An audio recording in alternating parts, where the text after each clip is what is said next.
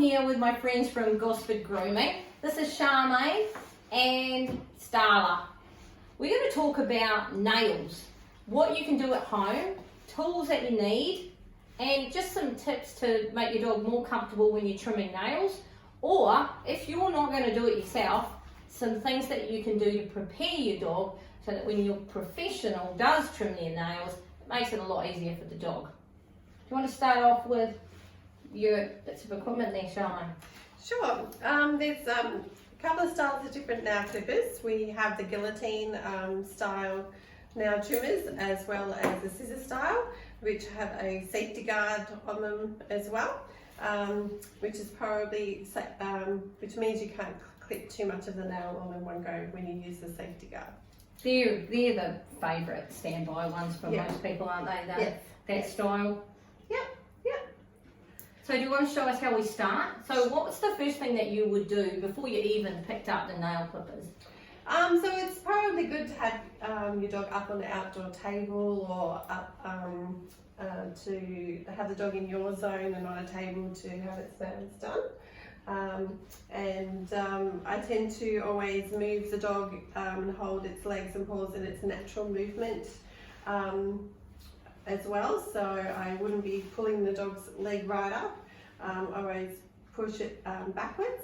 That's really important, isn't it? That you work to the dog, you don't make the dog work to you. And I think that's one of the things that pet people do a lot of, is they try and get the dog organised so it's comfortable for them, but you find that they're trying to lift their leg up too high. Yeah. And this is also putting the foot backwards, and trimming is also less risk of cutting the quick. The quick is a blood vessel within the nail that if you trim the nail too short, it will bleed. Yeah, and they bleed a lot when they bleed, don't they? Yeah, so that's when you'll need to have some styptic powder to put on the nail to stop that bleeding. Yeah. Cool. So I generally line up the nail with the pad, draw a line across, and so that your nail clippers should be in line with the pad. Extend the nail and trim the top like such.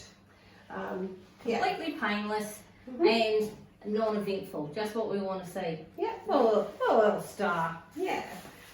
It's always good to have a treat to give the dog afterwards, so they associate having their nails done with a good thing.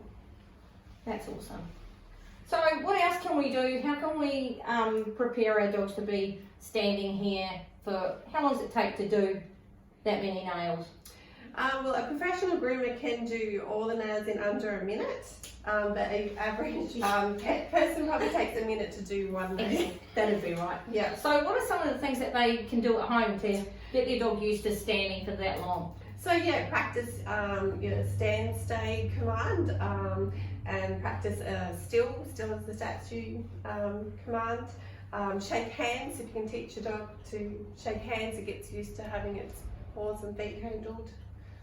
Yeah. Oh, that's awesome. Sorry, I was That's okay. slightly distracted by That's having okay. a little chat to Starla here. You can move the guard if you want to by doing this, and then you have a bit more vision of where you're going to cut the nail. When you cut white nails, it's easier to see where the pink quick is.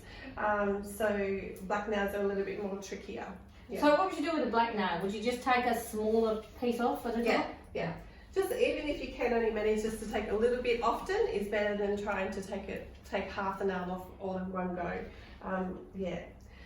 Sometimes even when you do trim the nail, they still do look fairly long, but there is a blood vessel in there, so you have to be careful.